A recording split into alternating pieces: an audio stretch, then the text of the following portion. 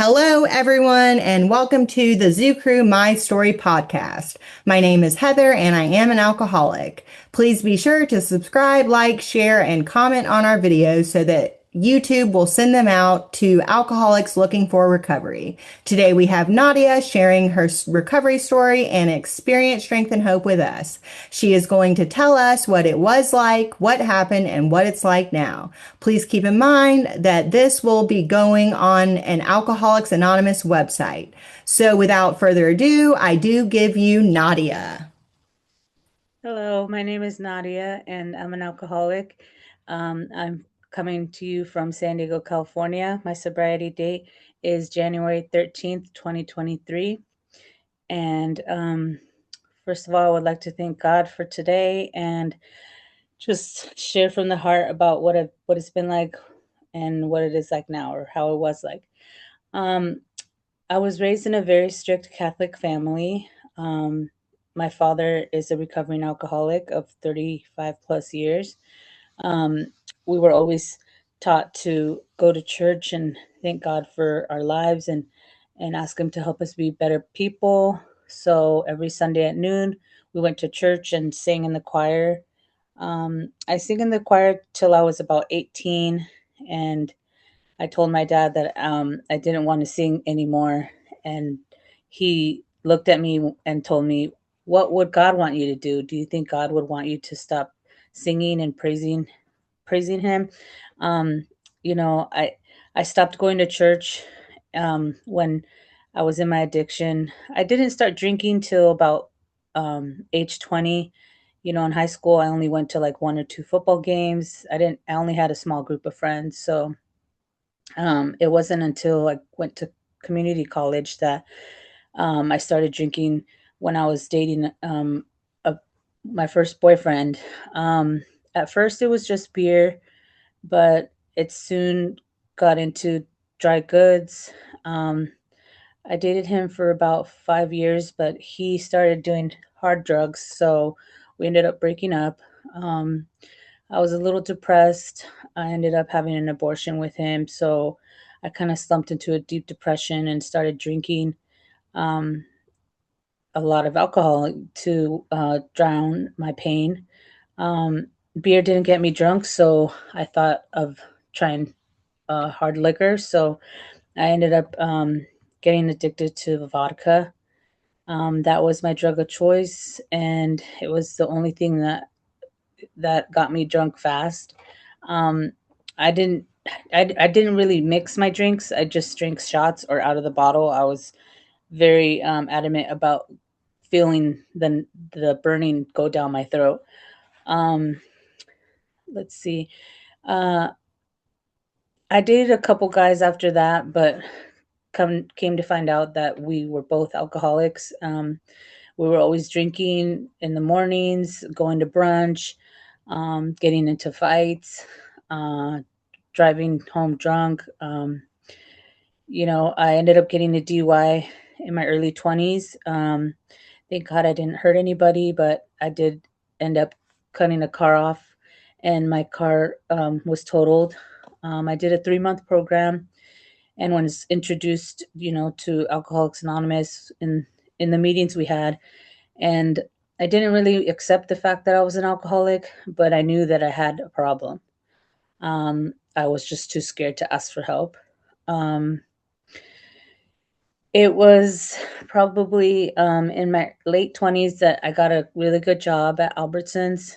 Um, I started off in the pharmacy department, and I ended up working about 5 different positions there. It was my longest job I ever had, about 10 years. We were getting paid every weekend, so I was using all my money to go to the bars on Friday, Saturday, Sunday nights. I was buying shots for everybody at the bar.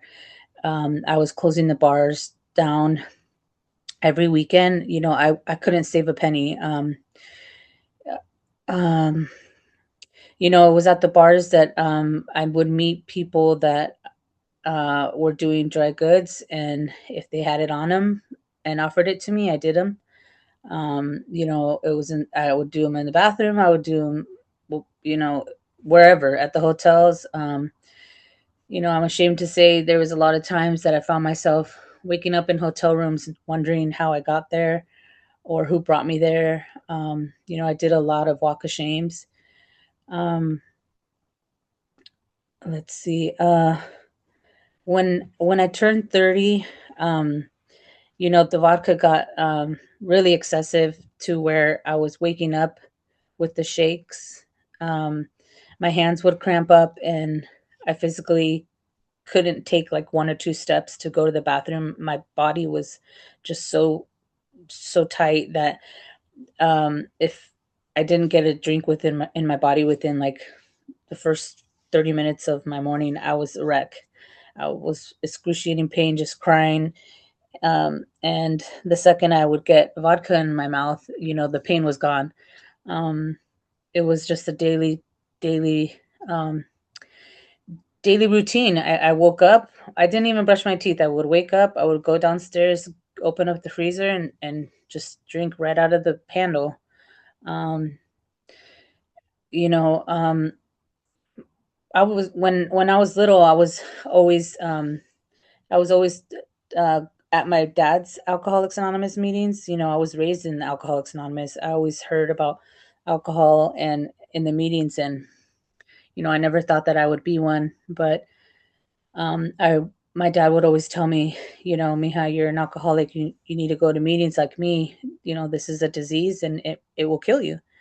Um, Oh man. So it pretty much got worse and worse. I ended up in and out of the emergency rooms, and all they would tell me is, "You're an alcoholic. You need to go to meetings because if you don't stop drinking, you're gonna die." Um, I didn't listen. One of the times that one of the doctors said, "If you really have a problem, I could give you gabapentin." Oops, sorry. I'm sorry. He gave me a medication to help with the withdrawals, but unfortunately, I was taking them with and without the alcohol. So I ended up falling one time down the street from my house, and mother's intuition. My mom told my dad to come look for me, and it was probably within seconds that I had passed out. He was coming down the hill, and he saw me, and that day, the look in my dad's eyes was of, total terror and fear. I could have, if it was at night, I could have been laying there, no one would have found me. But you know, it was, it was, um, it was only when one night, um, that I got arrested for possession and under the influence that I really got on my knees and and and asked God, please help me. I can't do this alone. I'm scared. Because I couldn't stop doing dry goods. I wasn't sleeping for days. I had jaundice of the eyes. They were yellow. Just, um, I was losing muscle. I got really skinny. Um, by the time I turned 30, after all those emergency rooms, they ended up admitting me to Coronado Hospital in San Diego. And I went there because they had a liver specialist that dealt with people with, with alcoholism, and I ended up getting dialysis. I guess is what it's called. You know, I was doing sessions 3 times a week. My body was um, cold as ice, and they had all these tubes that were on my body. They were taking out all the bad blood and putting all the good blood in. It was like washing machines, pretty much. I did that for 8 hours. Um, you know, I think I had 15 sessions in order to get my belly Reuben down. A normal person who doesn't drink, the belly Reuben number's under one, 0 point something. Mine was at like a 25, 26. So it was really bad. Um, there are times that my mom would call her brother, who's a pastor, and he would pray for me. At one point, within the 3 month stay, I ended up getting double pneumonia, and I was in the ICU, and the doctors told my parents, it's not looking good. If she doesn't come out of this, she's not going to make it. So of course they were scared to death, and they both called their sides of the family. My mom's one out of 12. My dad's the oldest out of nine. And I just remember I had a mask on my face because I couldn't breathe. And I just remember all my cousins and uncles coming in with like, it was like 5 minutes, one family, 5 minutes, another family. And they just kept holding my hand and telling me they loved me, and they were saying their goodbyes. And I was just staring at them like I didn't know what was going on, you know? Um, I started getting anxiety, and my older sister could tell that in the look of my eyes, by the look of my eyes, that I was getting a panic attack. And she pretty much told everybody to get out, that I needed space. I ended up saying a little prayer again, crying, and with my sister and my parents saying, I don't want to go out this way. Please, God, please help me, save me from this, from this horrible, incident. And he did, God saves, and he saved me. And I didn't learn. Um I was sober for a year, but I ended up relapsing. And on New Year's Eve, I went with an old friend, old places and things, and I ended up having my last worst drunk. Um, I couldn't even open my eyes the next day. I remember it was so sunny, and it was just a horrible day. I couldn't eat, and it was just back the same thing, just couldn't function at all, like headaches and just horrible. Um, so after that, I ended up in the hospital again, and they told me that you still have cirrhosis, but it's gotten worse because you decided to drink again. You didn't learn your lesson, so now you have ascites, which is my body not being able to retain water. So I physically was blowing up, like I looked pregnant, and it was hard for me to get out of bed to go to the restroom. That was every night. So 2 times a week, I was going to UCSD in La Jolla, getting my stomach drained. And every time they would take out like 4 liters of water. And it was just the process that they had to do in order for me to not be in pain. So I did that about, I think, like 10 or 20 times. At this point, they told me that that I needed a liver transplant. I had only gotten worse, that was the last resort. They told me that I needed to go. They were very strict about being on the transplant list. You have to be sober for a year. I have to get documented AA meetings, and I was ready. That was my last hope. I didn't want to die, and um, I was willing to do whatever it took to get on the list. I was doing online meetings at the time because this was during COVID, I believe.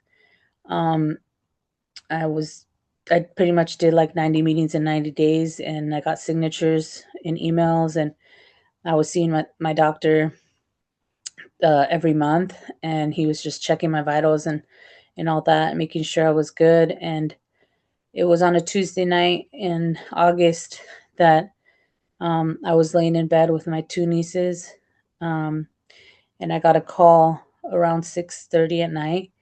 It was an 858 number, and I didn't know who it was. And I looked at my niece, and I told her, "Should I answer this call? I don't know who it is." And she said, "Yeah."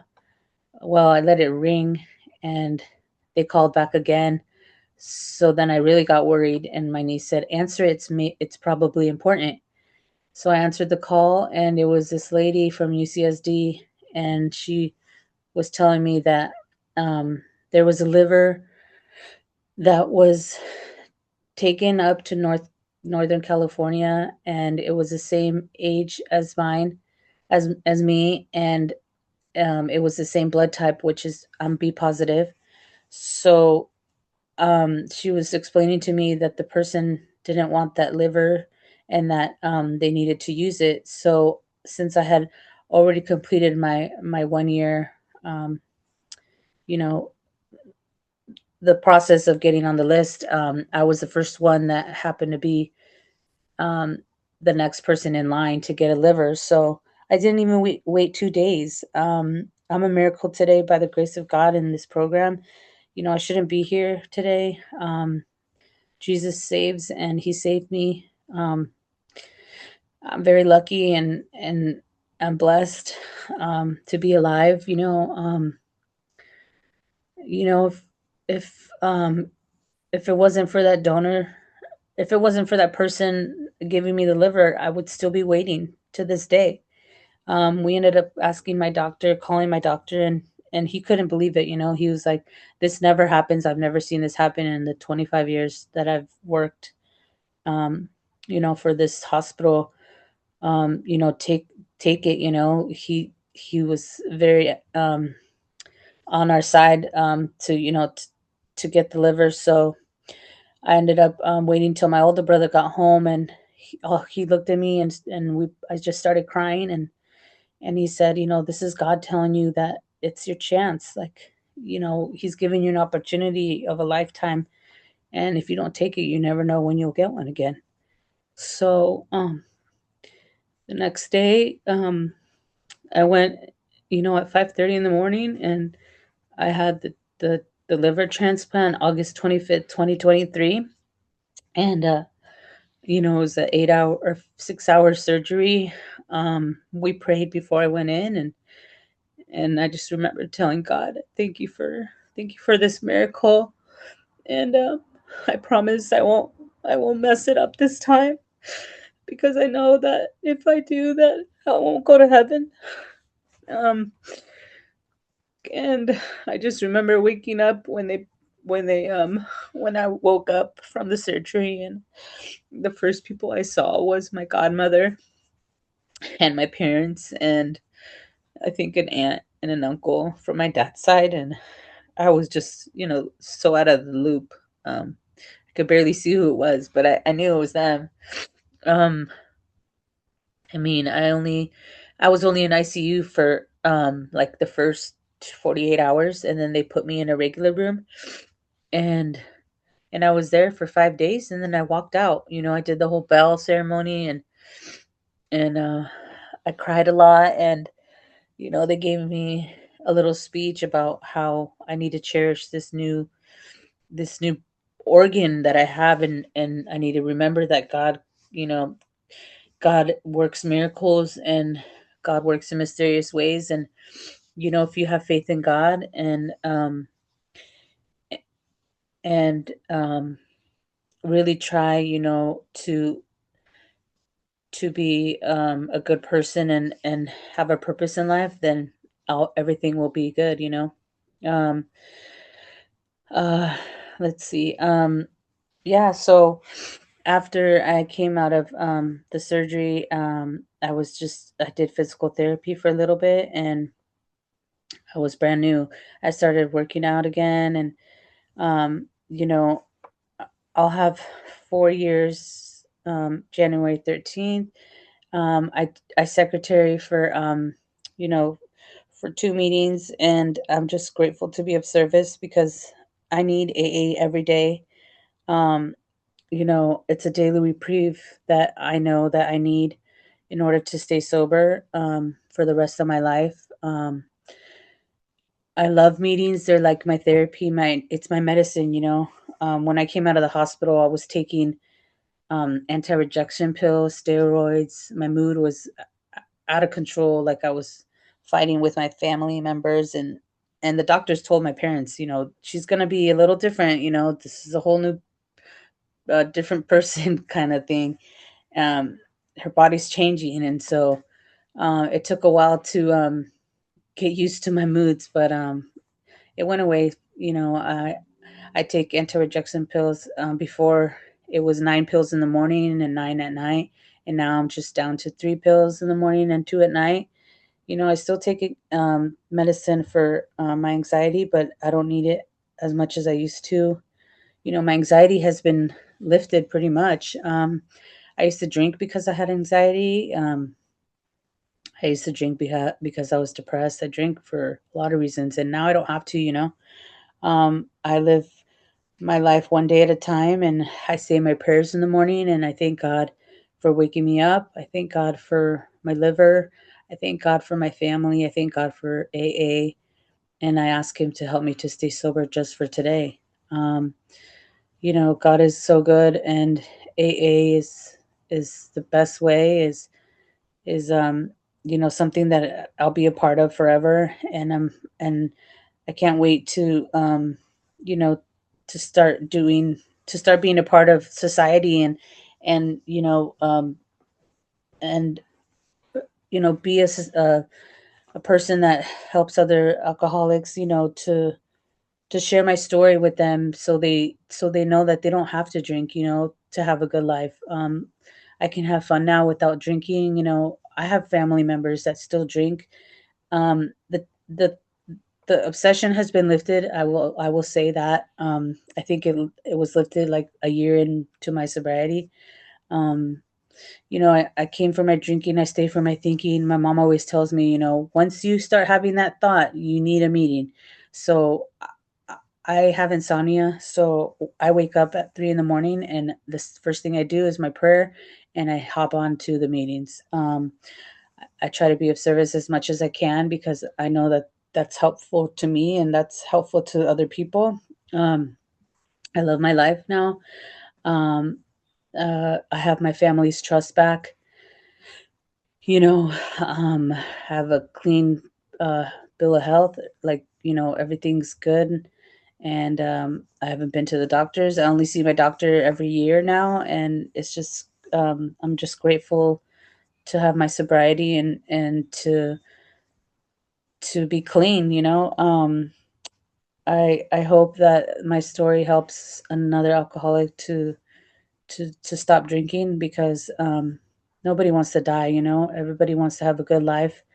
And I believe that once we do these steps and get a sponsor, I mean, I'm still working through my steps, and I'm almost gonna have 3 years. You know, I take it nice and slow, and I like that pace. As long as I do whatever I have to do to not drink today, it's a good day. Um, yeah, so I think that's all I got. Thank you for listening. Thank you so much for sharing your story with us today, Nadia. I'm sure our members will enjoy listening to it. Have a great day and keep trudging the road of happy destiny. We hope you enjoyed listening to the story and have subscribed and liked our videos. Please feel free to also share our videos along with our website and podcast link. Our website is www.thezoocrew.org.